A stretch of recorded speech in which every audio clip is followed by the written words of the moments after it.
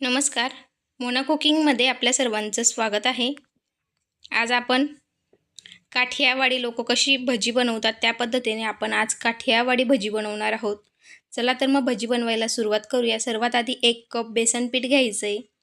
दुकानाचं असो घरचं असो जे असेल ते बारीक दळलेलं बेसन पीठ घ्यायचं. त्याच्यात पिंचभर हळद, चवीनुसार मीठ आणि थोडंसं तिखट टाकायचं आहे, कारण आपण मिरचीसुद्धा टाकणार आहोत म्हणून तिखट थोडं कमी टाकायचं आहे. आणि पाणी थोडं थोडं करून आपल्याला भिजवून घ्यायचं आहे. पाणी एकदम जास्त नाही टाकायचं, पाणी थोडं थोडं करूनच टाकायचं आहे त्याच्यात. त्याआधी लाईक, शेअर, सबस्क्राईब करा, बेल आयकॉन प्रेस करा, जेणेकरून अशाच पद्धतीने नवीन नवीन व्हिडिओ तुमच्यापर्यंत पोहोचत राहतील. बघू शकता अशा पद्धतीने आपल्याला पीठ भिजवून घ्यायचं आहे. त्याला जास्तीत जास्त फेटायचं आहे.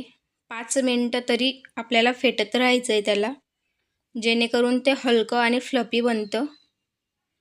5 मिनटानंतर आपण अर्धा बटाटा घेतलेला आहे, त्याला किसून घ्यायचा आणि पिठात एकत्र करून घ्यायचं आहे. बटाटा किसून झाला आहे. आता 2 लसणाच्या बारीक कापलेल्या पाकळ्या आणि 1 बारीक चिरलेला कांदा, लांब लांब चिरलेल्या मिरच्या.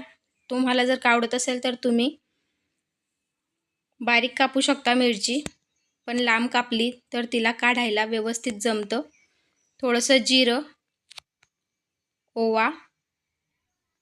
ओवा हातावर चोळून घ्यायचा आहे आणि सगळं मिक्स करून घ्यायचं आहे. तेही 1 मिनटापर्यंत मस्त हलवून घ्यायचं आहे.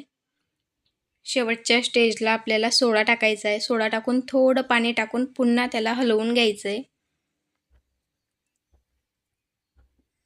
जितकं आपण बेसन पीठ हलवलेलं असतं तितकी भजी फुललेली आणि मस्त येते. कढई तापायला ठेवली, त्याच्यात तेल टाकलं, तेलही तापलं. आता त्याच्यात अशा पद्धतीने हाताच्या साहाय्याने आपल्याला भज्या टाकायच्या आहे. तुम्ही लहान मोठी तुमच्या आवडीने टाकू शकता. जेवढं तेल आहे, जेवढे मावता त्याच्यात तेवढे त्याच्यात टाकून द्यायचे. टाकायच्या वेळेस गॅस मीडियम ठेवायचा आणि टाकल्या गेल्यानंतर गॅस फुल करायचा.